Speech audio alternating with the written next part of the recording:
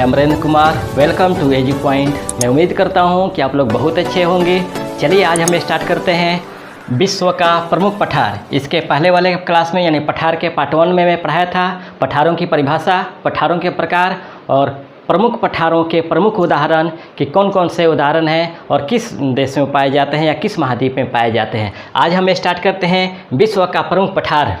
मैं जो पढ़ा दे रहा हूँ मैं वादा करता हूँ कि इसे बाहर नहीं आएगा तो नहीं आएगा। आप लोग का जो कभी कभी मेरे पास कॉल आ जाते हैं या शिकायत आ जाते हैं कि सर क्लास में दिखता नहीं है, बोर्ड पे दिखता नहीं है, साफ नहीं दिखता है, तो लाइट ज़्यादा है, तो प्लीज़ थोड़ा सा आप कोऑपरेट करें। आप लोग का अगर सहयोग रहा तो बहुत जल्दी हम डिजिटल बोर्ड ले लेंगे और डिजिटल बोर्ड ले लेंगे, तब आप लोग को किसी भी तरह की कोई समस्याएं उत्पन्न नहीं होगी, है ना। क्योंकि मुझे जब ज्योग्राफी पढ़ाना होता है तो मैप अपने हाथ से बनाना पड़ता है, सभी को अपने हाथों से लिखना होता है, इसलिए टाइम लगता है या कोई टॉपिक दिख नहीं पाता है। तो आप लोग का अगर सहयोग रहा तो बहुत जल्दी हम डिजिटल बोर्ड लेंगे और डिजिटल बोर्डों के माध्यम से हम आपका क्लास लेंगे। तब तक के लिए आप लोग इसी पे पढ़िए। हाँ देखिए, थोड़ा सा दिक्कत हो लेकिन आपको पढ़ाई अच्छा होना चाहिए, पढ़ाई अच्छा मिलना चाहिए। अगर पढ़ाई अच्छा मिलता है तो फिर ये थोड़ा सा मायने नहीं रखते हैं। और दूसरी बात, आप लोगों में काफ़ी लोग हैं कि कुछ निराशाओं के दौर से चल रहे हैं। वह निराशा एक तरह से डिप्रेशन है। मैं पे आप लोग से कहूँगा बाबू कि आप हमेशा मन में सकारात्मक सोच लेकर चलिए, कभी नकारात्मक सोच लेकर मत चलिए, है ना। अगर ये जो लॉकडाउन आया हुआ है, ये विकट परिस्थितियाँ आई है तो केवल आपके लिए नहीं आया है, ये सभी लोगों के लिए आया हुआ है। ये आप ही के साथ ये समस्याएं उत्पन्न नहीं हो रही हैं, ये सबके साथ समस्याएं उत्पन्न हो रही हैं। तो आप ऐसा कुछ ना सोचें कि डिप्रेशन में चले जाएं, अवसाद, भयंकर अवसाद में चले जाएं, ऐसा कुछ आप ना सोचें, ऐसा नेगेटिव आप ना सोचें। आप पॉजिटिव लेकर चलें अपने आप को और सकारात्मक सोच लेकर के अपना पढ़ाई करें। देखिए, भारत सरकार, केंद्र सरकार की तरफ से जितने भी वैकेंसियाँ आ रही है, इन वैकेंसियों को बहुत जल्दी पूरा करेगा, लेकिन उसके लिए वो आपको नहीं देख रहा है कि आप पढ़ रहे हैं या नहीं पढ़ रहे हैं। वो समय से वैकेंसी निकालेगा, समय से एग्ज़ाम लेगा और समय से वो अपना भर्ती कर लेगा। लेकिन आपके साथ सबसे बड़ा समस्या हो जाएगी कि आपको पढ़ाई नहीं हो पा रही है, कमरे के राह पर पढ़ाई नहीं हो पा रही है। तो मैं यही कहूँगा कि जिस तरह ऑनलाइन में आपको पढ़ा रहा हूँ, जो बेस्ट दे रहा हूँ, आप इसको पढ़ने का प्रयास कीजिए और आप कमरे में रह करके आप पढ़ाई कीजिए, है ना। हाँ, और एक बात रही बात, काफ़ी लोग जो मेरे प्रिय छात्र हैं वो कॉल कर रहे थे कि सर बहुत निराशा हो रहा है, ये है।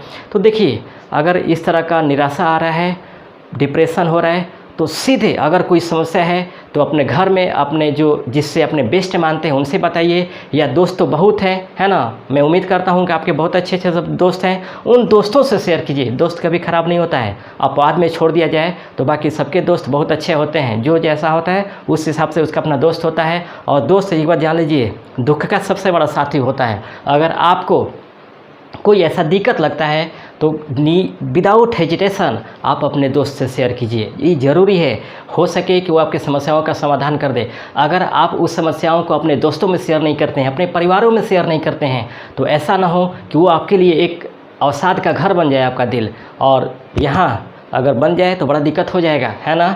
कहा जाता है कि जो दिल है वह बाएँ हैं लेकिन डिसीजन एकदम राइट लेता है, लेफ़्ट में है लेकिन राइट जो डिसीजन लेता है वह राइट लेता है।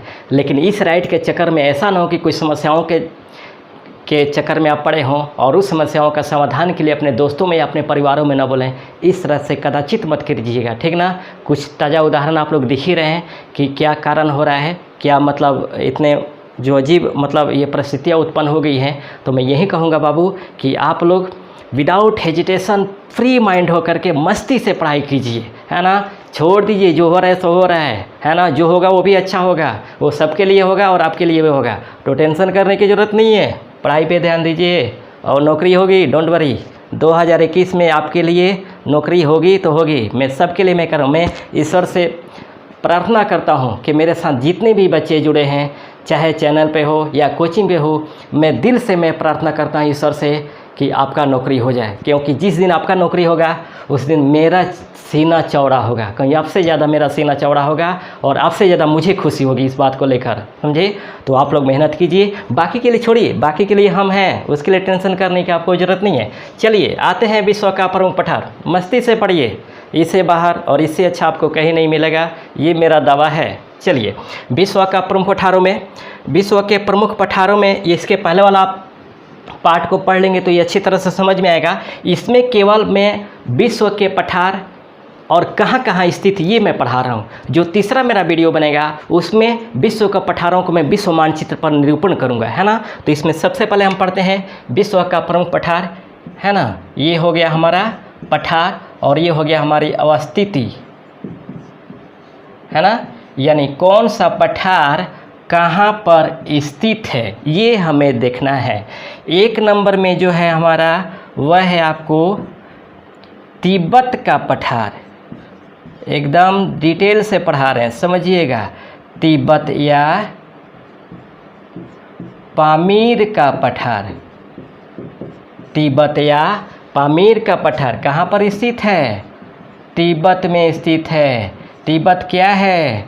चीन का अधिशासित क्षेत्र है, चीन का अधिशासित क्षेत्र है। और महाद्वीप कौन सा है? एशिया महाद्वीप है। इसके सबसे बड़ी विशेषता क्या है? क्या विश्व का सर्वाधिक ऊंचाई पर स्थित है, विश्व का यह सर्वाधिक ऊंचाई पर स्थित है, सर्वाधिक ऊंचाई पर स्थित है। और इसे विश्व का छत कहा जाता है, विश्व का छत कहा जाता है, यानी रूफ ऑफ द वर्ल्ड कहा जाता है, रूफ ऑफ द वर्ल्ड कहा जाता है। याद रखिएगा इसकी ऊंचाई कितनी है?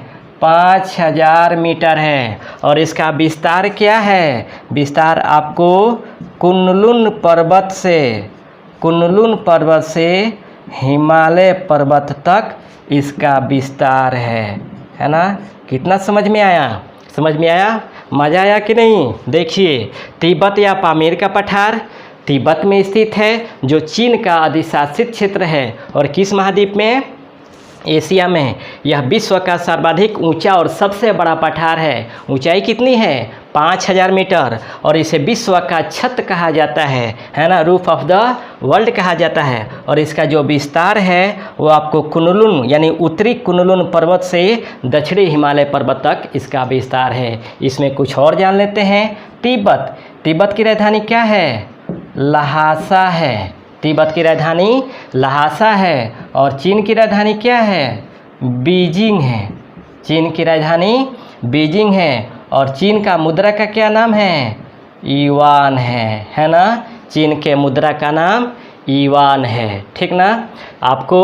और इसके संसद का जो नाम है चीन का, वो नेशनल पीपुल्स कांग्रेस है ना। संसद का जो नाम है वह नेशनल पीपुल्स कांग्रेस है। तो ये हमारा तिब्बत के बारे में था। अब हम आते, स्क्रीनशॉट आप लोग लेते जाएंगे, ये बहुत अच्छा है। इसी तरह मैं पढ़ाऊंगा एक एक पठारों को, है ना। इसलिए मानचित्र पे मैं निरूपण नहीं कर पा रहा हूँ कि इसमें टाइम लगेगा और एक एक चीज़ को बताऊंगा। तो ये हमारा तिब्बत हो गया। अब हम बात करते हैं अंटार्कटिका का पठार 2 नंबर में।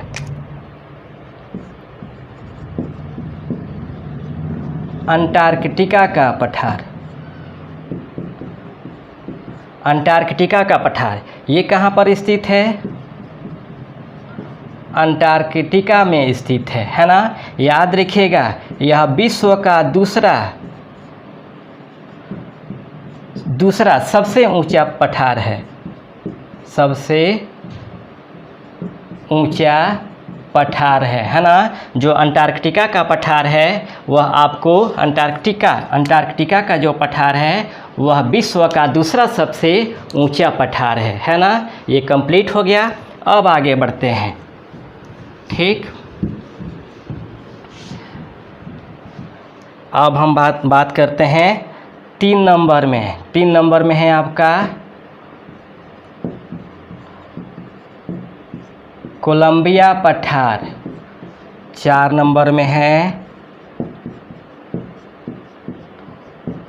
कोलोराडो पठार। 5 नंबर में है ओजार्क पठार, 6 नंबर में है पिडमांट पठार, 7 नंबर में है यूक्रान पठार, 8 नंबर में है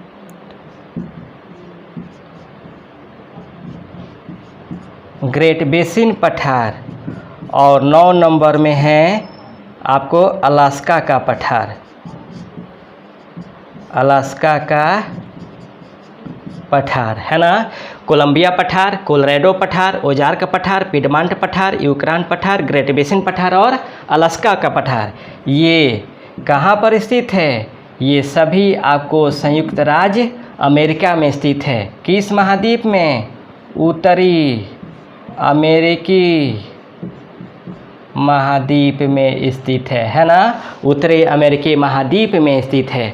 अब इन पठारों की विशेषता देखिए। कोलोराडो पठार यह विश्व का सबसे गहरा ग्रैंड कैनियन है यहाँ पे, है ना। कोलोराडो पठार में विश्व का सबसे गहरा, विश्व का सबसे गहरा ग्रैंड कैनियन, ग्रैंड कैनियन है ना। ओजार्क पठार में आपको जस्ता एवं सीसा का उत्पादन होता है। ओजार्क पठार में आपको जस्ता एवं सीसा का उत्पादन होता है। और पिडमांट पठार को आपको संसाधनों की उपमा दी जाती है ना। संसाधनों की, खनिजों की उपमा, खनिजों की उपमा, खनिजों की उपमा किसे दी जाती है? आपको पिडमांट पठार को। और याद रखिएगा ग्रेट बेसिन में ही मृत घाटी स्थित है, डेथ वैली, है ना। डेथ वैली स्थित है। तो कोलोराडो पठार में विश्व का सबसे गहरा ग्रैंड कैनियन स्थित है। ये क्वेश्चन बहुत बार आया है कि ग्रैंड कैनियन कहाँ पर स्थित है, तो अमेरिका में। किस पठार में? तो कोलोराडो के पठार में। ये क्या है? तो सबसे गहरा ग्रैंड कैनियन है। ओजार्क पठार में आपको जस्ता एवं शीशे का उत्पादन होता है। पिडमांट पठार को खनिजों की उपमा की संज्ञा दी जाती है। और ग्रेट बेसिन पठार आपको ये मृत घाटी में स्थित है। कंप्लीट। आगे बढ़ते हैं, स्क्रीनशॉट लीजिए। चलिए अब आगे बढ़ते हैं। अनातोलिया का पठार समझिएगा, ये हमारा है 10 नंबर शायद था।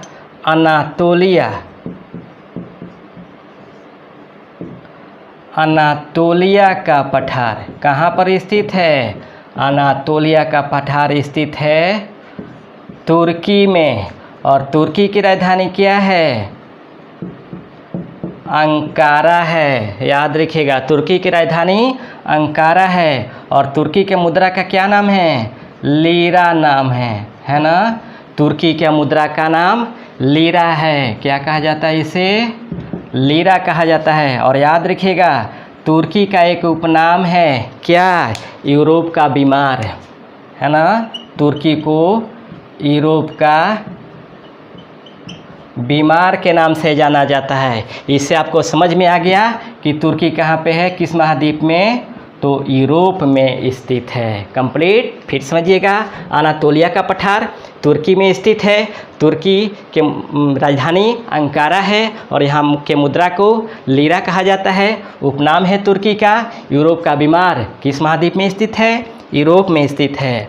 अब 11 नंबर में आते हैं अबिसिनिया का पठार। अबिसिनिया पठार, है ना। अबिसिनिया पठार कहाँ स्थित है? ये आपको स्थित है इथियोपिया में। इथियोपिया में। इथियोपिया की राजधानी क्या है? अदीस अबाबा। अदीस अबाबा इसकी राजधानी है। किस महाद्वीप में स्थित है यह? अफ्रीका महाद्वीप में स्थित है। है ना, याद आ गया। ये अफ्रीका महाद्वीप में स्थित है। और याद रखिएगा इथियोपिया का ही प्राचीन नाम आपको अबिसिनिया था, है ना। इथियोपिया का ही प्राचीन नाम आपको अबिसिनिया था। तो समझ में आ गया, अबिसिनिया आपको इथियोपिया में स्थित है। अब हम तीसरा नंबर बात करते हैं, 12 नंबर पेंटागोनिया। पेंटागोनिया पठार कहाँ पर स्थित है? अर्जेंटीना में स्थित है ना, अर्जेंटीना में स्थित है। और अर्जेंटीना की राजधानी क्या है? ब्यूनस आयर्स है, ब्यूनस आयर्स है ना, ब्यूनस आयर्स इसकी राजधानी है। और याद रखिएगा अर्जेंटीना में कौन सा घास का मैदान है? पंपास आपको घास का मैदान का नाम है। और ब्यूनस आयर्स किस नदी के तट पर स्थित है? ला प्लाटा नदी के तट पर स्थित है, ला प्लाटा नदी के तट पर स्थित है। और किस महाद्वीप में स्थित है? यह दक्षिणी अमेरिकी महाद्वीप में स्थित है, दक्षिणी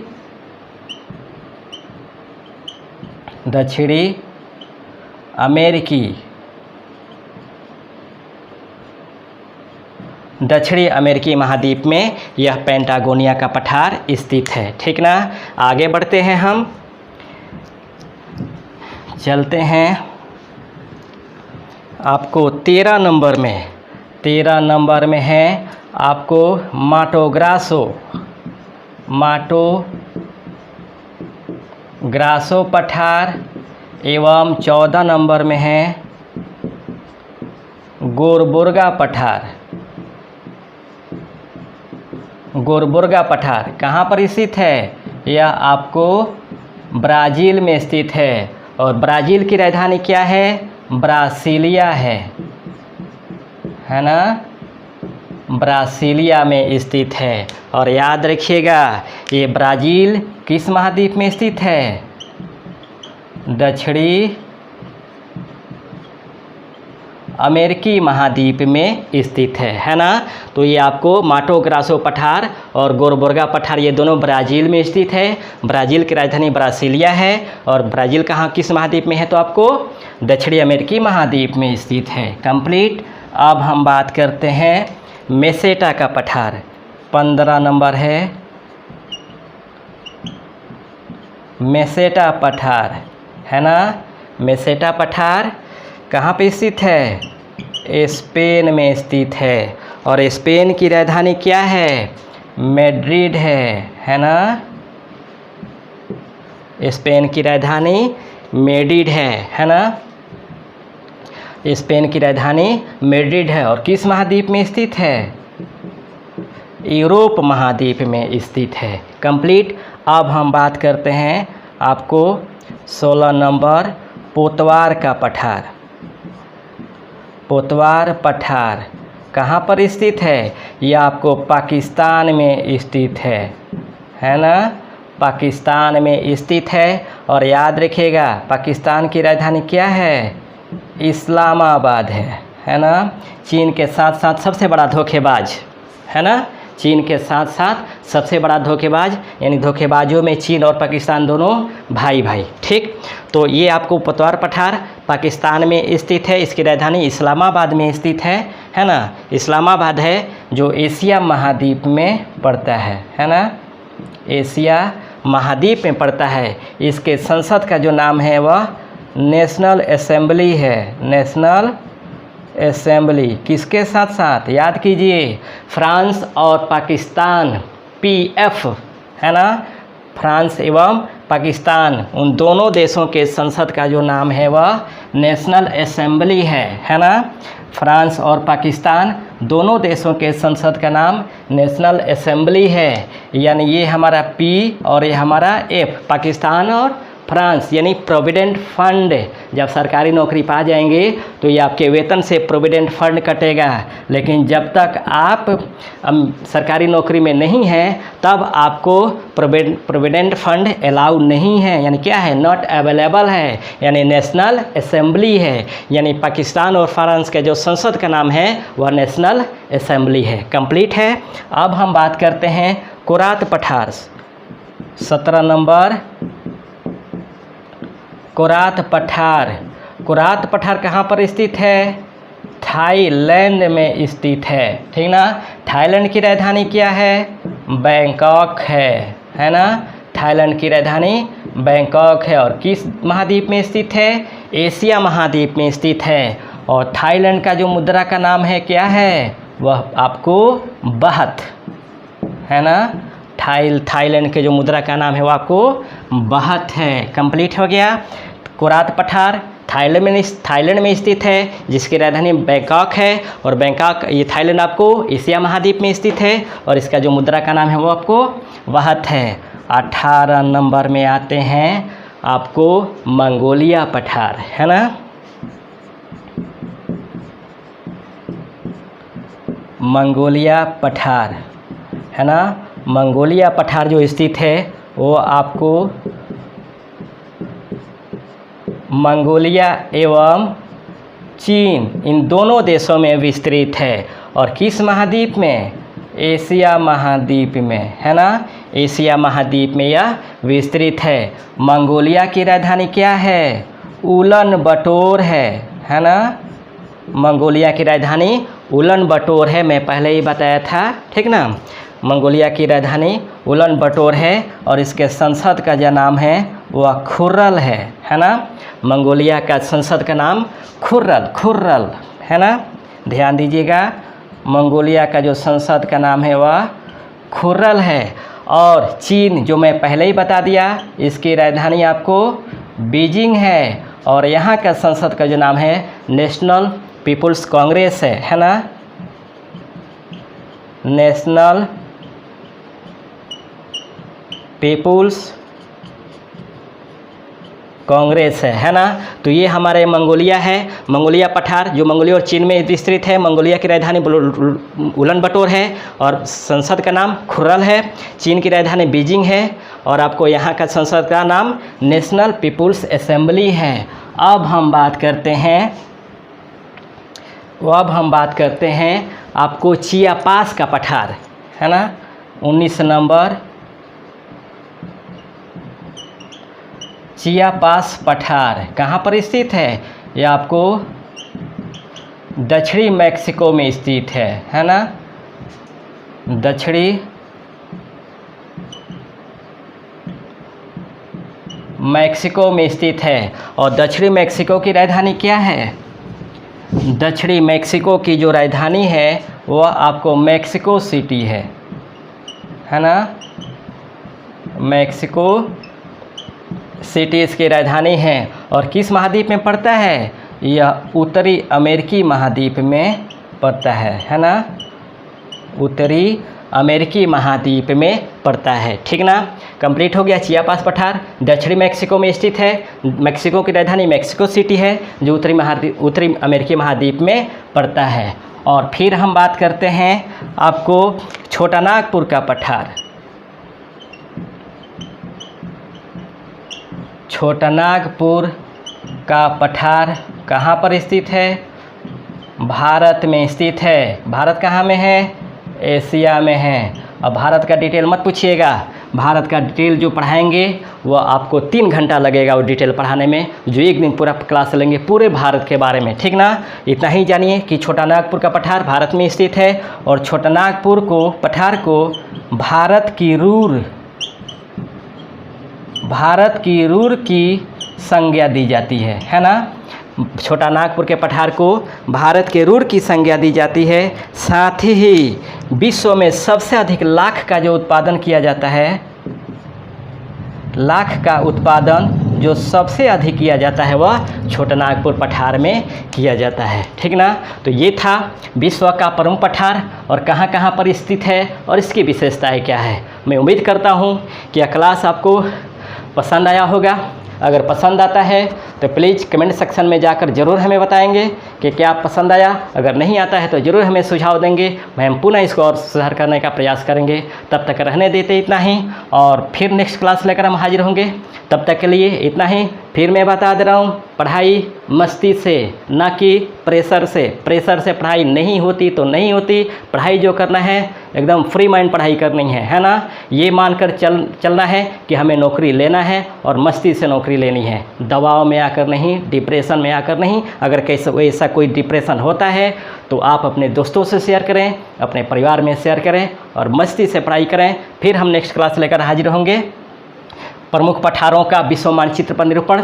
तब तक के लिए इतना ही। Best of luck. जय हिंद।